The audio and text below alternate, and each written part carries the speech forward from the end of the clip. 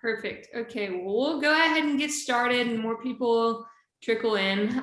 But in case you're just joining us for the first time, my name is Cameron Adaway. A little bit about myself. I graduated from Texas A&M University in May, whoop, Gigamags. But I actually had the privilege and the honor of being an intern at JDRF this past semester. And as part of one of my projects to graduate, it was to come up with a program to go ahead and implement. And that is why you're all here. It is the Off to College event. So I hope you leave this with a little bit more knowledge and a little bit, stress relief, saying we're going to college, trying to get everything prepared. But we have a great speaker for y'all tonight. Lots of good advice that she has, very knowledgeable. But before we introduce her, I'm going to go ahead and toss it over to Tanya to tell y'all a little bit about JDRF in case you aren't familiar. Hi, everybody. As I think many of you know, I'm Tanya Konovalov. I am the Outreach Manager or the Community Engagement Manager at the North Texas and Oklahoma chapter of JDRF. And I'm thrilled to be bringing you all this Off to College series. I think it's so incredibly important. This is such a critical time when everything changes. For all of our young people who are type 1s, they change doctors, they change sleep habits, they change eating habits, new stresses, everything. So I'm really glad you all are here to get some tips and tricks from our experts. I want to give a big shout out to Niagara, who's our sponsor for this event. Thank you so much for helping make this possible. To Cameron, who has done all the legwork. I've just sat back eating bonbons while she did everything, which is great. And of course, to Nicole, who is our guest speaker tonight. We've known each other for quite a while, and I'm thrilled that she's going to be with us tonight.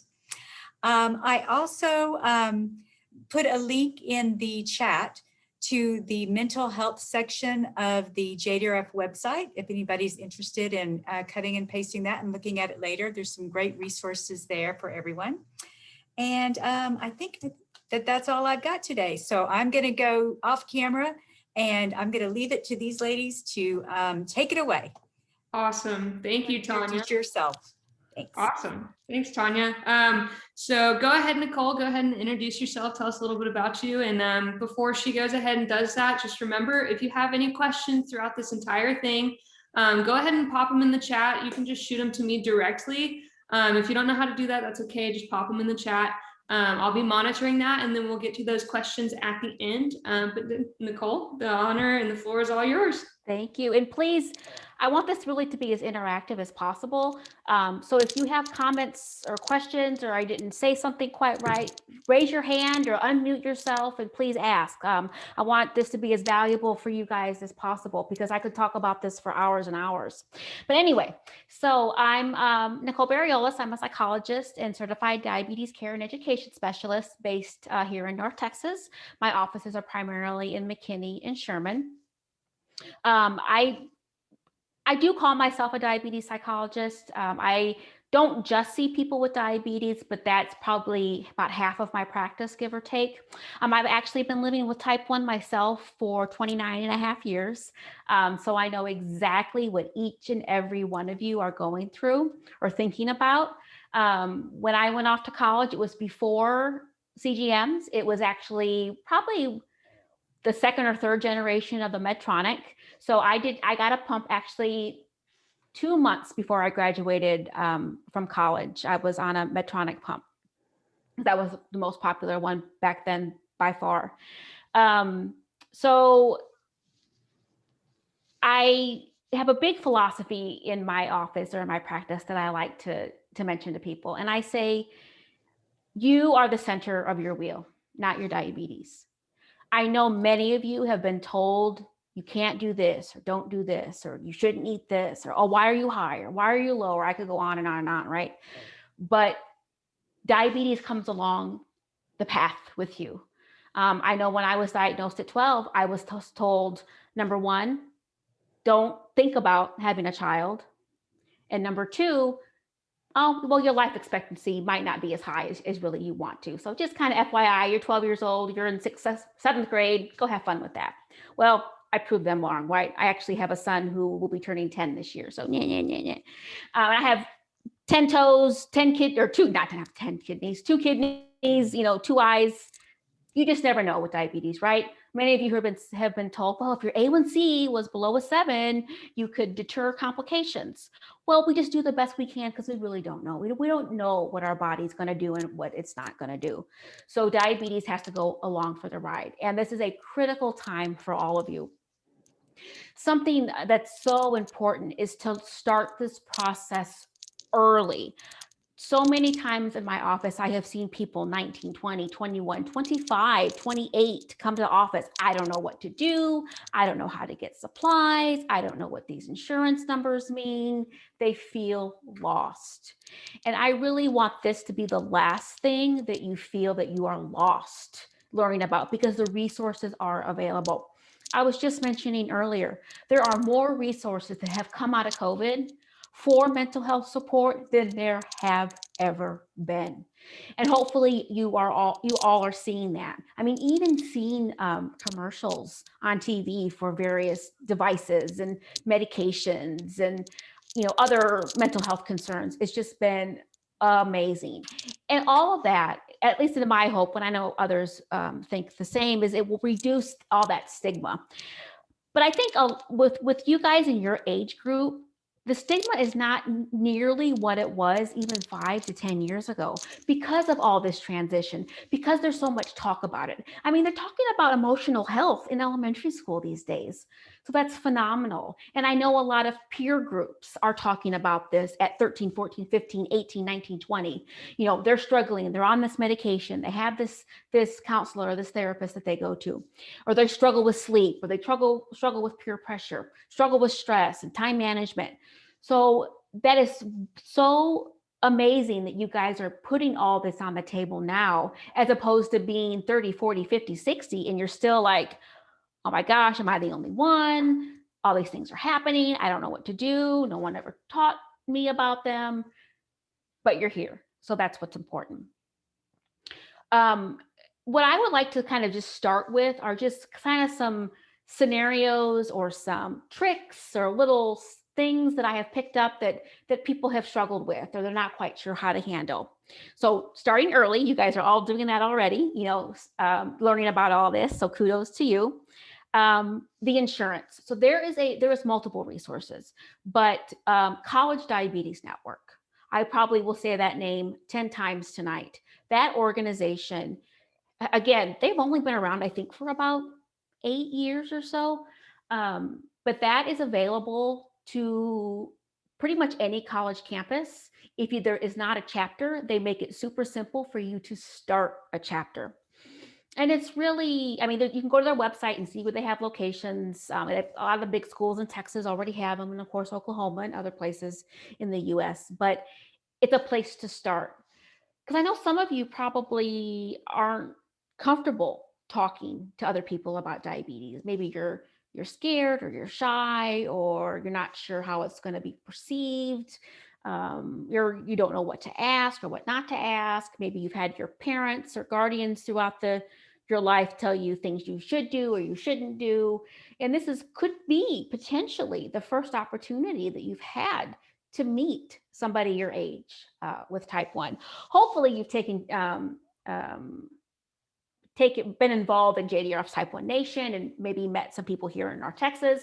They have, my understanding anyway, is they have one of the largest Type 1 nations actually in the country. So that's pretty awesome that we have here in our backyard, if you are indeed from North Texas. But also children with diabetes, CWD, or Friends for Life. So you may have heard about the Friends for Life conference. They actually have them all over the US now. Virginia, actually world. Virginia, I think Indiana, California, somewhere in Canada, I'm not sure. And then I think in the UK, and there may be one or two, Virginia Falls, Virginia, or somewhere in Virginia. They have another one. But that's another opportunity to connect with other people your age. They have a lot of young adult programs. The name Children with Diabetes is very misconceiving because it's not just kids. There are people your age and my age and older and younger all involved. And what's neat is you can kind of get together with your own cohort, people that are like you or having similar challenges than you. There's sessions for partners, or sessions for, like, if you're dating or you're married or your grandparents or your siblings or your parents or your aunt, or, just it's really a neat place to connect. And there are a lot of Zoom calls now, of course, with COVID, to help people connect as much as possible. But they actually just had their conference in Orlando, the big one, about 2 weeks ago. It's usually right after 4th of July. So take a look at that, see if that's something you're interested in. Another place, again, I'm going to give you a lot of resources. I'm going to throw the book at you as much as I can in less than an hour. You really have to find the ones that are important for you. And again, I say that same thing in my office. I'm going to tell you all these things you can do to help with stress management, but you've got to find the one that is best for you in your life. So the insurance, get on the calls with your parents. I bet you $5 every one of you has a cell phone. 3-way call, group chat, group call with your parents and whatever insurance company they had. Or you're having to order supplies from DME suppliers like Edge Park or, I just blanked on the other large one. But anyway, you know what I mean. Wherever you get your diabetes supplies, your pop supplies, your medication, your CGM supplies, so on and so forth. Just listen, kind of see what it's all about. It's really not going to be as bad and scary as you think it may be. If you can call Verizon or AT&T or T-Mobile and get a question answered about your cell phone service, you can make a call to an insurance company and get a question answered. I promise you, it's not that bad. And the EOBs, and you're like, what's an EOB? An explanation of benefit. So that's the paper. Well, sometimes you get paper, sometimes it's just through your portal with your insurance, but it kind of explains, what product you purchased, how much did insurance pay, and how much do you have to pay. Just going with your parents and looking at these so you become familiar, because it can very much look like a foreign language and there's no reason for it to be, but you've got to be involved. So asking about that early and doing it frequently. The same thing if you use a local pharmacy, Kroger, Walgreens, Walmart, CVS, Tom Thumb, Kroger, there's a bajillion of them.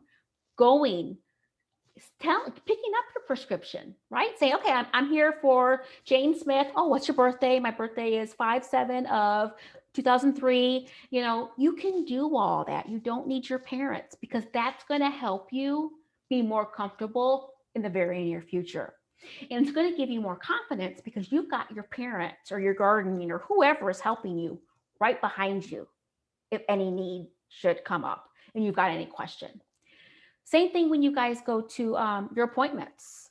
When I have somebody in the office who's older than the age of probably 8, I actually have them fill out one of the forms themselves. You all know your birthday, your name, your address, your phone number, what medications list you take. You can fill all that out and let your parents do the forms that the guardians and parents have to do.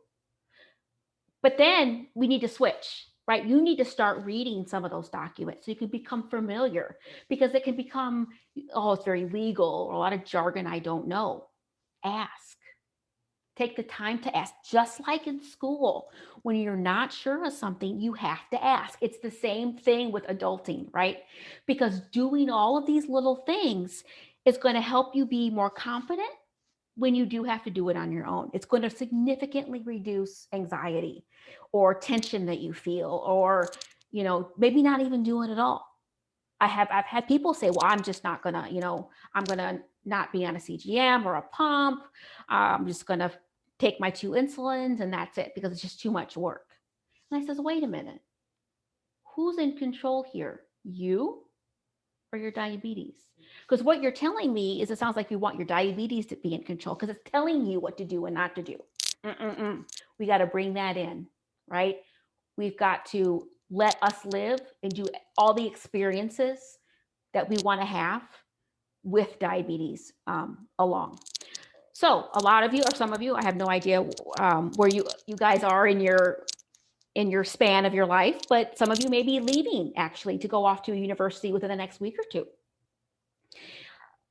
Talk to your parents about a plan about how to handle highs, how to handle lows, how to handle not getting in contact with you. I'll never forget this one person I was seeing. She was 20, 21. I think she was a junior. in Texas, lived in North Texas, but was going to school in South Texas. Her mother, for some reason, could not get a hold of her, the daughter. And of course, she had the Follow app, and so she could see blood sugars. Well, blood sugars were high. That happens. I mean, I was high earlier today, but it was high for hours. Well, you know how parents can sometimes be. They're on your case about, did you take insulin? Did you this? You did this? So the parent got so freaked out, they literally drove to South Texas, 5 hours or so, to knock on their child's door. All of that primarily can be prevented if you have a plan. Just like many of you, probably if not all of you, had some type of 504 plan or an IEP in school. College doesn't have that formally. My recommendation is you develop that plan with your parent or guardian now, put it in writing. That way everybody is on the same page. And then you can easily amend that and change that as needed through experience. Because your first year in college, trust me, is not going to be the same as your second, third, and fourth year in college. Your needs are going to be different, as they should. Like I mentioned, there's no 504 plan. So some of you may be asking, well, how do I treat lows? How do I treat highs? Can I have food and drink? Professors 9 times out of 10 are so flexible, right? And I'm sure Cameron would agree with that since she just graduated. It is no big deal to have soda or juice or water with you, or to get up and go to the bathroom with you when you need to. You don't have to raise your hand. You don't have to ask for a hall pass. You just do it. And that may seem kind of weird in the beginning, but it's going to get more and more comfortable. When my first job was in retail at 19 years old, I kept usually a bag of fruit snacks, because that's kind of what I do. As I kept a bag of fruit snacks in my pocket, and this was it was before CGMs. If I felt funny, I would actually just open up the packet, put the packet right in my mouth, and eat it. If I needed to go sit down, it was understood, because I had that conversation with that manager from the get-go, to not be alarmed if they see me have to sit down, or if they see me in the back with needles, and doing things that may look kind of fishy. But you've got to do that same thing with either with your first job and with your professors. Just let them know that, hey, I've got diabetes, just let you know. I don't think there's going to be an issue, but in case there is, that's what's going on. You don't have to do this in front of the whole class. I mean, we all got this email thing, right? So that's what we use it for. That's how we communicate. Or if some of your classes may have some type of like a direct message or chat feature, depending on if you're using like an online portal or something, for those of you who may be doing some online hybrid classes. You don't have to give them your life history. Trust me, they've likely heard of diabetes before. Just let them know.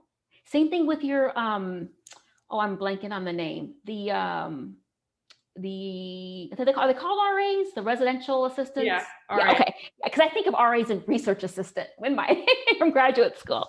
So same thing, have your RA, but with your RA, you're probably going to have to tell them just a little bit more information, because if that's where you're going to be living, you're going to be spending more time there. So the kind of that same plan that you have developed with your parents or your guardian in paper, bring that, have that conversation with that RA within that first week. And ideally, you want to do that same thing with your roommate. Personally, I've never been shy about having diabetes. I wear my pump wherever is convenient for me. I wear my CGM, sometimes actually right here on my arm. I've got it up here right now, but I'm not afraid. It doesn't bother me to share that I have diabetes, but it may be for some of you. So, but practicing having on that one-on-one with that RA, somebody outside your family, friend group, someone you don't even really know that well, you really just know their first name, can be a good step for, this is how I'm going to have to take care of myself. Because some people in my life, ideally, are going to have to know that I have diabetes, and are going to have to know kind of the worst case, when do I really need help? Because you and I both know You don't need help necessarily when you're 200 or you skipped a meal. It's not like you have to eat 3 times a day. I mean, your diabetes regime should revolve around your life and what you want to accomplish. But, if there's something more serious, which could happen, it is what it is, you want that plan in place. So just document that. I often get questions, well, how do I find somebody else to talk to? Or how do I not feel alone living with diabetes away from school? Because obviously your family is completely aware and they've, it's been probably pretty much no big deal if you've been diagnosed for a long time, like many of you probably have. But the College Diabetes Network, again, is a place. There are online resources, or not online resources. There are, and I'll get to those here in a second. But on-campus resources, that's what I wanted to say. There are counselors that are available at pretty much 99.9%, if not 100% of every school, big or small, private, public, available to you free of charge. All you have to do is make an appointment. In my undergrad, I went to Illinois Wesleyan in Central Illinois. They actually had, go in one door, and you leave out of another door. So people really didn't even know why you were there because it was housed within student health. And we know student health is used for a variety of reasons. You sprained your ankle or you got an upper respiratory infection. There's a lot of reasons people go to student health. So it very much helps the process by having systems set up like that. And if you don't feel comfortable with that, you can look in your community too. There is a group of individuals that is growing. It is a group of us mental health professionals who feel comfortable working with somebody who has diabetes. I know some of you may have seen a counselor or therapist in your life, and you feel like you've spent 3 weeks trying to teach this other person about what it's like to have diabetes. This group of people, they have that knowledge already. You don't have to spend those 3-4 weeks talking about what it's like to have diabetes. And I would say probably 20%, if not more, have actually type 1 like myself. So that helps. So this list of individuals is the ADA, which is American Diabetes Association / American Psychological Association Mental Health Provider Directory. So you pull up the directory, you put in your zip code or your state, and a list of people is going to come up. That would be a great place to start. Some of you, if you're going to a school, let's say you're going to University of Wyoming, not going to lie, it's going to be a little bit more challenging. But if you're going to any major, California, Massachusetts, New York, Florida, Illinois, of course, Texas, you should find people on that list. If you aren't successful, let's say you are at the University of Wyoming and there's not a lot of resources, connecting with that College Diabetes Network chapter. You may not have one at your school, or maybe you just started and you have you and one other person as a member. You can talk to other chapters, and College Diabetes Network will help you to organize that communication, to get tips. Maybe you would benefit from the diabetes online community. So you can find that through #DOC. If you use Twitter and TikTok and Instagram and things like that. There's also #DSMA, where you can start to filter some of these things, filter some of these conversations that may be happening. And there's prominent people, online people from the online community who are, there's a lot of them now from, I would say, the age of 19 to 25, or even 19 to 30, that young adult age, where you can just see, you don't have to interact with them, but just follow them. Maybe when you're, feeling like you're the only one, you could pull up their blog or their vlog or their whatever, and kind of just, it can help relate. Again, there's so many. I mean, there's going to be a person for everybody. And what's kind of cool with some of these is, right, there's so much that comes along with diabetes. Some people have PCOS, some people have Hashimoto's, they have celiac, maybe they have leukemia, maybe they have neuropathy, gastroparesis, diabulimia. You can find people typically who have some of these similar conditions as well. I know there's a woman, I think she's based out of Massachusetts, who has OCD, another anxiety disorder, PCOS, of course, type 1, and I think 1 or 2 other diagnoses. So there are people like that who you can find to help kind of normalize, make this feel like it's going to be okay if you don't have that resource immediately in your community. And in fact, the DOC and DSMA, they have pretty frequent chats. I would say about once a week, give or take. There's a lot usually in November with World Diabetes Day. But again, just see what's out there. Talk to people. Talk about, this new patch you found that doesn't make you itchy, or this new spot that somebody has found to put their CGM or their pump site. I mean, there's just so many things out there, and we have all learned from each other. Because all of you have, when you see your healthcare provider, your physician, your nurse practitioner, they may have this pigeonhole. They want you to do this exactly this way. You can't deviate from it. This is the rules. When I say that's a bunch of baloney, because life is not that easy, right? We don't live by rules. Even the military is not quite that rule driven. So you've got to have that wiggle room. Being comfortable with insulin, being okay with making changes. If your patterns are kind of off, and going up a unit or down a unit. You're going to be exposed to so many different foods and beverages, and like Cameron said earlier, sleep schedules, activity schedule. My undergrad, it was a buffet. It was Marriott owned the restaurant somehow. I'm not quite sure how that works, but it was a buffet, and it changed every day. Breakfast tended to be the most consistent, but dinner was definitely very different, and lunch every day. There's not going to be a Calorie King or a MyFitnessPal for University of Texas chicken tetrazzini. It's just not going to be. But use that knowledge you already have to make those decisions where you're at right now. Problem solving, use it. You've done this before. You have all gone to a restaurant you have never been to, and you have figured it out. You've got to do the same thing with college. Again, I don't want you to not experience because of diabetes. I mean, that's one of my soapboxes. I don't want you to not do because of diabetes. There's only one thing in this world we know you cannot do because of diabetes right now, and that's be in the military. You can be a pilot. JDRF had a talk, I think yesterday and the day before, to the first commercial pilot with type 1. Okay, you can do it all. You got to have that on. You got to also have that on your shoulder, right? Because you want that little figure. I don't have any prop around. I'll use this cup. This little figure. You can call this, I don't know, joy or future or whatever you want to call it.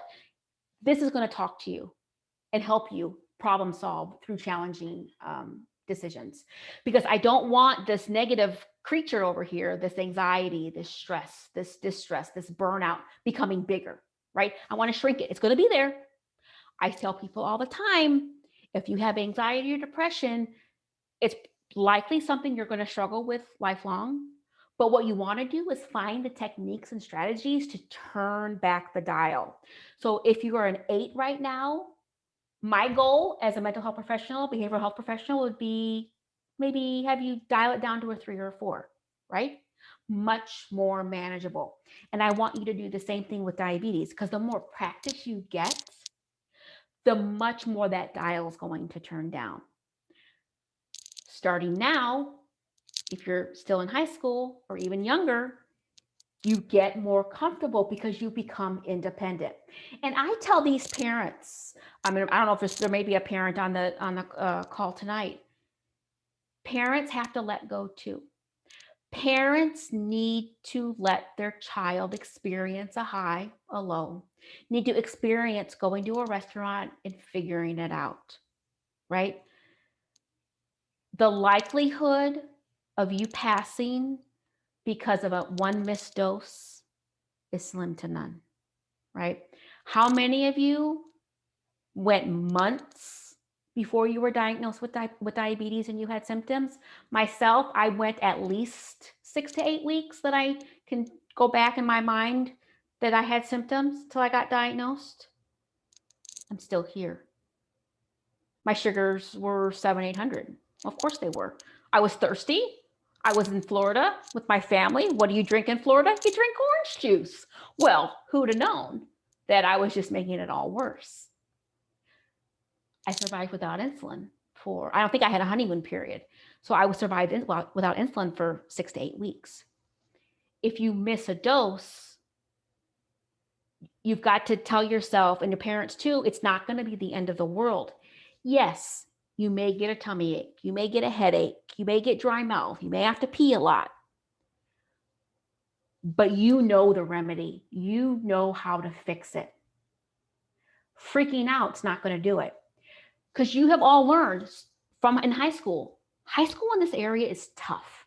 Very, very difficult from an academic point of view. You've been through stress already.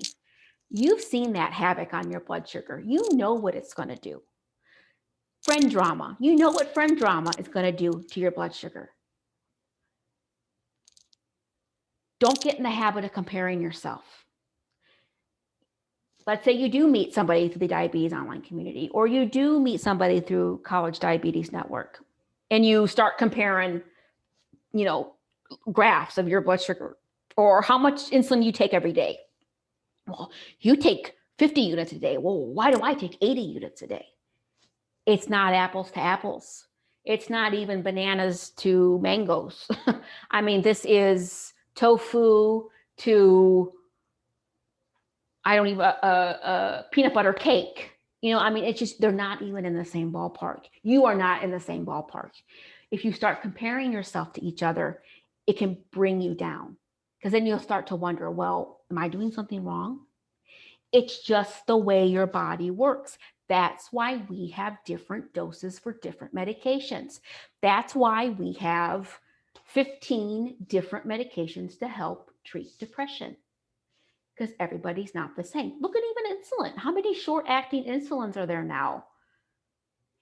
5 or 6? I've lost count, to be quite honest with you. Same thing with long-acting. There's at least 4 that I can think of right now. This is your challenge. I don't like to call it disease. I just, I have a dysfunctional pancreas, or I'm a robot, It is what it is. And that's going to carry you so much. Some of you may be wanting to do competitive sports. But if you're doing competitive sports in college, you probably did competitive sports in high school. So again, you've been there, you've done that, you know what to do. Take those past experiences and build upon them, because you got it. I promise you, you know more than you think you do. And you know more than maybe other people can give you credit. Because I know many of you have been, what's the word I'm looking for? Shamed, criticized for doing something or not doing something. Arguments have happened because you're shy, or your sugar's low, or you ate that whole pizza for dinner, or you didn't eat dinner, or you ate a milkshake for lunch. That's life. That happens. Is it ideal? No, but it's not ideal for anybody to eat a large pizza for dinner on a frequent basis. So I would say the same thing, diabetes or not. Yes, you have an extra step. I know you do. It comes along for the ride. You've been doing this already. You know what to do. So I've mentioned the different ways you can find behavioral health specialists. And don't forget your insurance. So many of you are on insurance, probably through your parents, and you have access legally to that insurance through the age of 26. So some of you may be freaking out, like, what do I do? Well, there's options after you're 26 as well.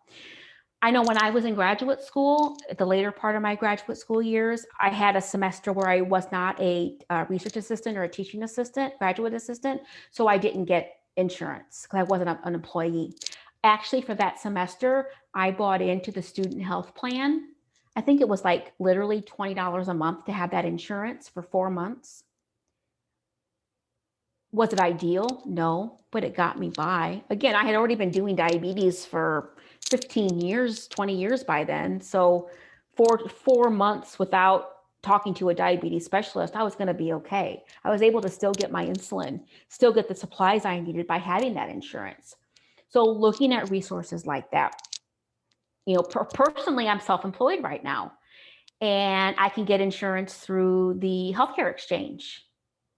So that's available to me. And I've been using that plan for 5 years. Because I get a lot of people that are concerned once they reach that 26, what they're going to do about insurance. They feel like they have to have that corporate job or that job with that really big company to get that super awesome insurance. And that is just not the case right now. Of course, this is all in legislation, and the government changes these rules all the time, but it's been pretty consistent now for 5 years.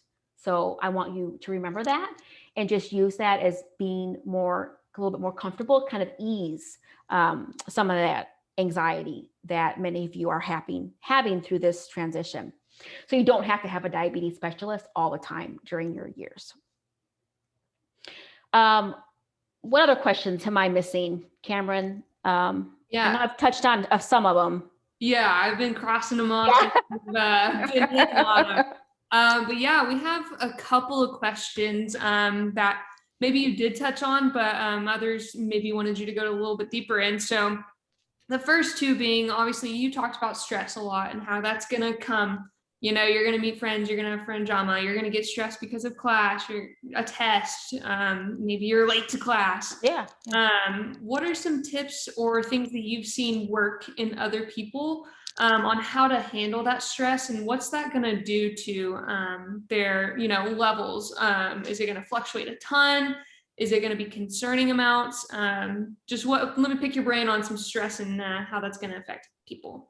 Absolutely.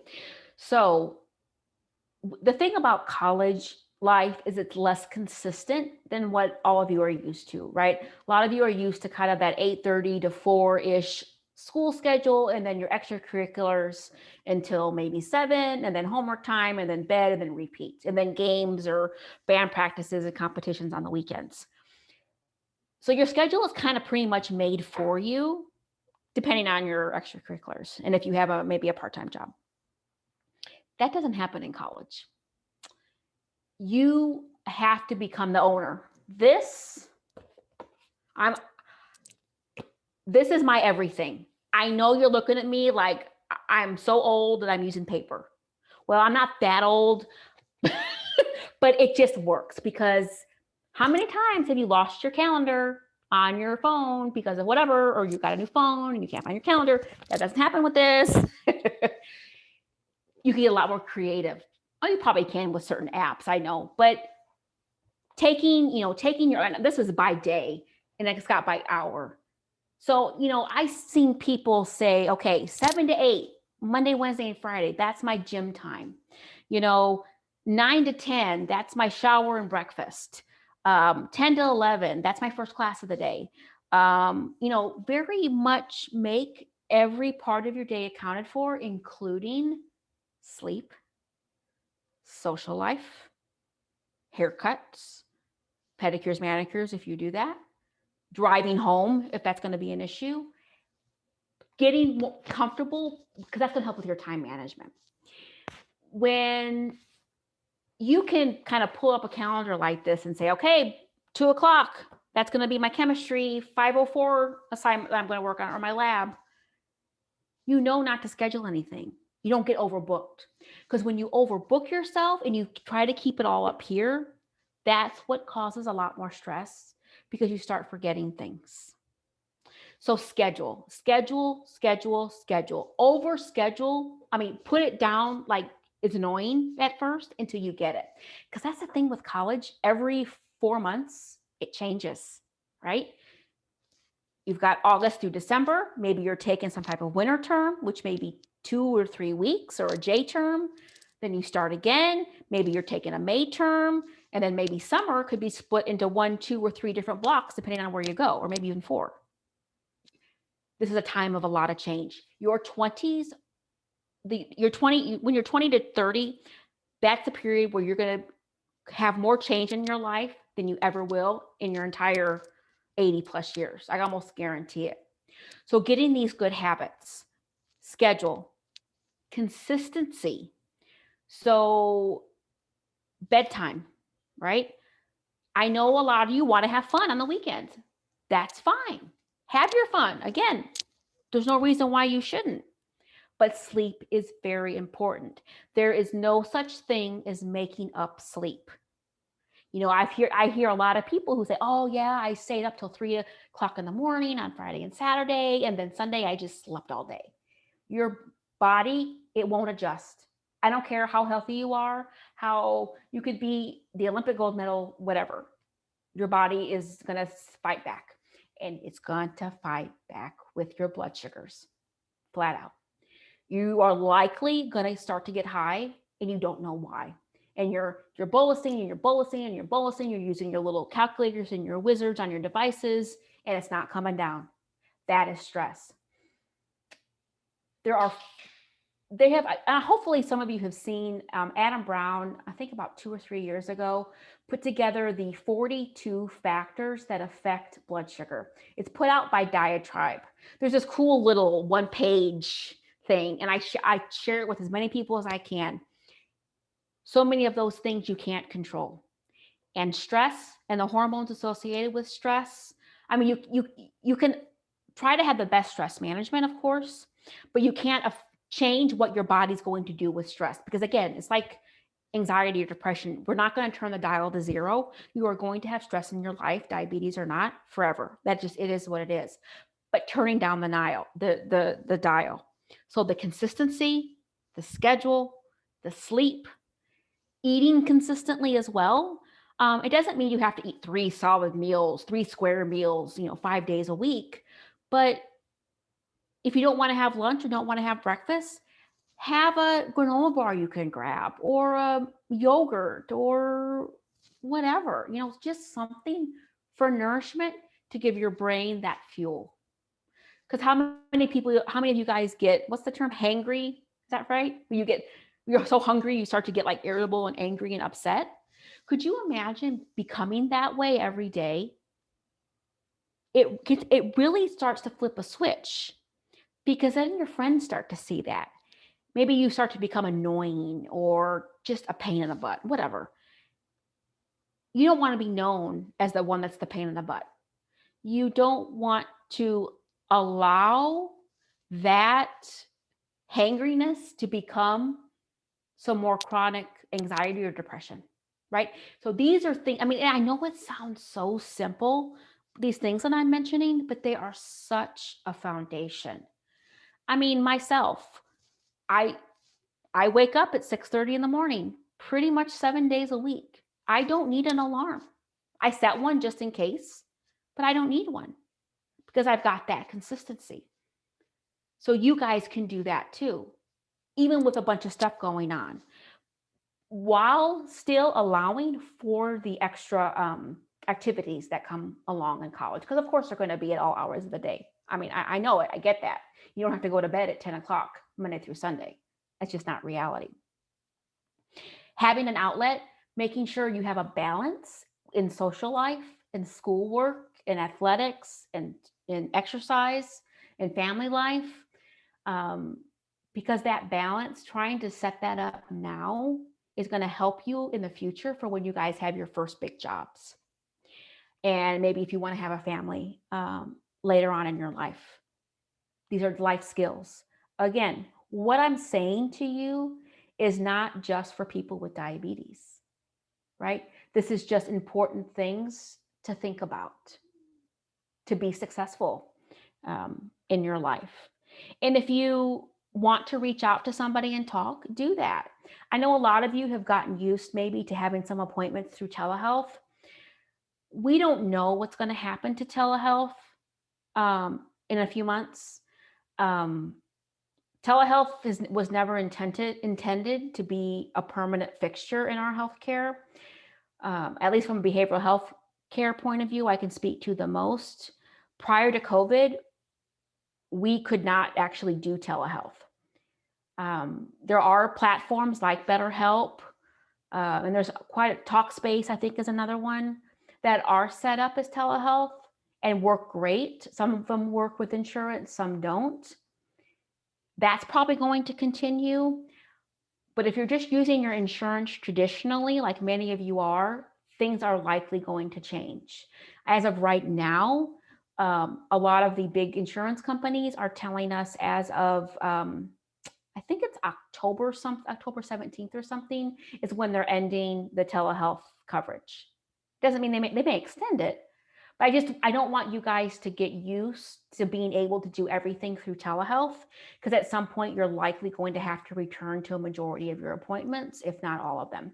But I just want you to be aware of the other resources like Talkspace and BetterHelp and what's that other one? I think MD Live is another one. Teladoc is another one. There's quite a few that have really exploded over the past few months. So, okay. So bottom line, consistency, self-care, treat your body good, treat your body the best you can, I guess. All right. We're never going to have ideal, wonderful. We're not all rock stars all the time. I mean, things happen, right? But getting as many of those patterns and behaviors established as early as possible is really going to help you. If I see, a lot of the 12, 13, 14, 15, 16-year-olds in my office, I get a lot of comments that my parents just won't lay off. They think I'm not taking my insulin or whatever. And I say, just show them you can do it. If you show them you can do it enough times, they're going to quit nagging. But show them without them asking. Just like in college, develop your plan, follow through with your plan that you helped develop, and they will likely step back and let you do all wonderful things that you're going to do. So have those conversations, and have those conversations not the week before you leave, but when everybody is in a decent mood. Not when people are yelling at each other or there's family issues or a big trip coming up or school starting, but have them sooner rather than later. So, okay, what else haven't I covered? Yeah, good advice. I know my freshman year, I was so stressed because it was so new. And I called my mom one day and I was like, Mom, I don't know what to do. So she made me get a life coach, which yes, I loved it. Had the whole planner. I would literally like draw a box around the time frame and I would write in there, go outside. Literally simple stuff like that. Planners, oh my God, I worship planners now. Drink water. I mean, they can be so simple. And they have, I mean, again, this is just a calendar one, but they have really fancy ones and they have apps that do all this. But get in that habit now. That way it's an easy transition. I couldn't agree more. And I don't have, type 1 diabetes, but it helped me. And I know for a fact it would help someone with type 1 diabetes as well. So I love that point. Great point. Next question we have, I think we have about 10 more minutes and we have like 4 more questions. 2 of them kind of run together. Okay. But next question that someone had is, how do I combat diabetic burnout or, laziness when I'm away from home? Because, right, you're talking about how typically your parents are like, hey, do it. Yeah. We have someone reminding you. How do you combat that? So burnout is, you can go from A to Z, right? And of course, diabetes, we can't just turn off, but we may need to turn back that dial on what we're looking at all the time. So I'll give you an example. I've got people who are trying to, eat 1,500 calories a day, get in 70 grams of protein, drink 64 ounces of water, get 20 grams of fiber, get 30 minutes of exercise a day, test their blood sugar 5 times a day, right? They've got like 5 million zillion things. That's a lot. We're all going to get burnt out at some point. So when you feel like things are slipping away, you're forgetting to bolus maybe more often, or you're forgetting your diabetes bag, whatever, turn back that dial. Pick a few behaviors that you can focus on rather than focusing on the big picture. So, if you're on injections, let's say, I would say focus on maybe just taking that long acting, right? Because that's going to give you a lot of bang for your buck by doing that long acting alone, even if you miss some of your other doses. So think about that. Maybe for some of you, your diabetes is really food dependent, right? You're very sensitive to carbohydrates. So rather than trying to get down to the 0.5 gram, when you're trying to do your calculation, ballpark it a little bit more, because your ballparking, your guessing is actually way better than you probably think it is, because you've been doing it for so long. So let's say this cup here was a glass of milk. Well, I don't know exactly how many ounces this cup is. It's probably 12, but I can probably ballpark that it was milk. It would be maybe, I don't know, 13 grams of carbohydrates in this cup, and I would bolus, right? I'm the quick and dirty, right? It's kind of a hack, right? The quick and dirty way, rather than, okay, pouring this in a measuring cup to see how much, going to the label, doing my math, get it done. It's more important that I take 2 units rather than worrying about 2.3. You see what I mean? Because you're going to get really far by just doing that 2 points rather than worrying about that 0.3. So just picking 1 or 2 behaviors that you can focus on rather than trying to do the whole thing. The same thing with when you just feel overwhelmed.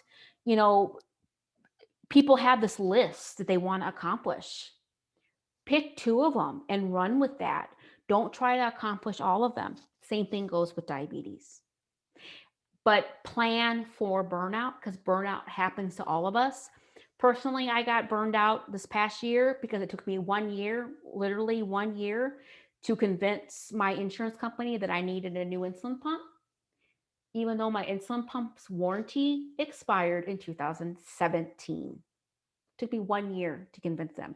You know what though? Perseverance, I won. But that personally led to me just saying, oh my God, what's the point anymore? Just go back to, I'll just use this till this breaks, and I'll just go back to long acting and short acting. It will pass. I promise you. I sometimes get the question, what's the difference between diabetes, distress, and depression? And I don't want to go into a lot of detail, so I'm going to give you the 5-second version. Depression tends to affect multiple areas of your life. Diabetes distress typically affects diabetes-related behavior. So I'm just going to leave it at that. I know there's more questions. No, yeah. You actually answered part of another one. So that was kind of how to make it a little bit easier, and tips and tricks. And if I was, taking it in and, understanding it a little bit, it was more so break it down, but not too much. And, trust your gut. Exactly. Trust your gut. Yes, yeah, exactly. So love that answer as well. Yeah, because even if even if your parents have been figuring out your bolus, your insulin for 15 years, you've heard them talk about it. You know more, even if they're still doing it.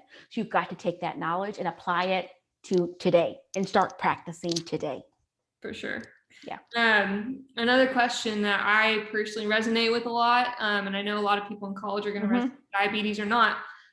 What techniques or tips or tricks or hacks, if you will, do you have for people with anxiety, and how to calm down that anxiety or bring it down to that level that you're talking about? If you're at a 10, we want to bring it down, maybe not completely eliminate it, but bring it down and make it manageable. What are some tips and techniques that you've noticed work? I'm going to bring this calendar back again. Or, putting thoughts on paper, right? Consistency. When people struggle with anxiety, it's really about you're not looking at the facts. And it's not always all about you, because with anxiety, you make it all about you. You start generating all these scenarios in your head. Oh, what if it's a storm right now and I lose my internet? How am I going to answer these questions on this call? What if there's a tree that blows down and takes down the tower? How am I going to do that? What's the likelihood that that's going to happen in 3 minutes, right? Don't let your mind go there. Literally wear a freaking rubber band or a hair thing, pull it and yank it. I want it to startle you. I want it to stop you in your tracks so that you can take the time and rethink where your mind's going. You can press here. It's a trigger point right between your thumb and your forefinger. Squeeze it as hard as you can. It's gonna hurt. There's also one on the side of your knee.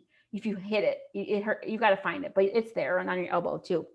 You could be driving. You could be in class. You could be pressing right here if you need to recenter yourself.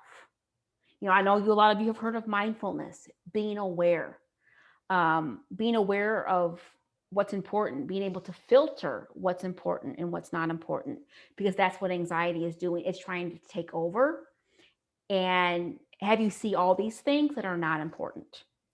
Journaling is another thing people really find a lot of value in, because journaling is for you. There's no right or wrong way to do it. You can do freaking bullet points if you want to. It doesn't matter. It could be pictures. It could be a journal of song lyrics. I don't care. You're doing it for you as a healthy place to release. You can say all these things that you may want to say to your professor because they're making you angry, or they're, 90% of your grade is one exam and you don't like that because you don't do well on tests. Take it out in that journal, because I want you to have that release. Because I don't want later on your valve, your stress valve to just burst. Because when it bursts, we do things we're not proud of. We make decisions that we're not proud of. And that's when you're going to see that havoc on your blood sugar. So you've got to have those little micro releases of that stress. Journaling, taking walks, exercise, maybe even taking a 20-minute power nap might do it. Meditation, whatever. There's a lot of things you can do, but finding something that works for you. Absolutely. Yeah. I realized journaling was going to become my best friend probably sophomore year of college, and I still do it. And I have probably 4 journals, and I go back and I reread what I was journaling about sophomore Isn't that year. neat? Yeah. And I was like, why was I worrying about exactly, like if I fed my cat this morning? Like, I mean, goodness gracious, there are more important things to think about. And another thing that I actually learned, and I don't know if you've ever heard of this, but it also helps me go to sleep. So if you're having trouble sleeping, it helps me like calm down. I try and say a bunch of words that aren't connected to each other at all. So like I'll sit there and I'll say, okay, I'm having an attack. All right. So let's start with ocean. And then I'd be like, okay, overalls. And I just keep going and think of things that don't relate to each other. That way it takes my mind off of it. And then it kind of ends up being funny, because it's like, why am I thinking of So, no, it's like it's counting sheep. Yeah, exactly. It's exactly like that. On one thing to calm your mind down, to go to sleep. Absolutely. Yep. Or imagery. Go into your happy place, whatever that happy place is. Yes. There are a ton of tips and tricks and things that you're going to learn. But yeah, that is all the time we have. Are there any like last minute questions? I didn't see any in the chat, but just in case, I want to give someone an opportunity. If we didn't cover something, unmute yourself, ask a question. You did awesome, by the way. I'm not scary, I promise. Yeah, no, Nicole's awesome. But if nobody has any more questions, we're going to go ahead and wrap it up. Nicole, thank you so much for being here. You gave some great advice, great tips. And I hope everybody's going to leave here with a little bit more knowledge about how to manage your mental health and how important it is to manage it. Looks like Nicole just put her email down in the chat. Go ahead and write it down. Thank you so much, Nicole. You've been incredible, and it's been awesome to have you. And thank you, everybody, for joining us. Thank you. Thank you to JDRF for this very important topic. Absolutely. Every year, there's always a new group of people who need to talk about this. So it's awesome. Awesome. Well, I appreciate y'all coming out, and y'all have a great rest of your night. And see you on Sunday night. Yes. See you all Sunday night. Yes. See you there. Bye. Thank you, Nicole. Bye. Thank you. Bye, y'all.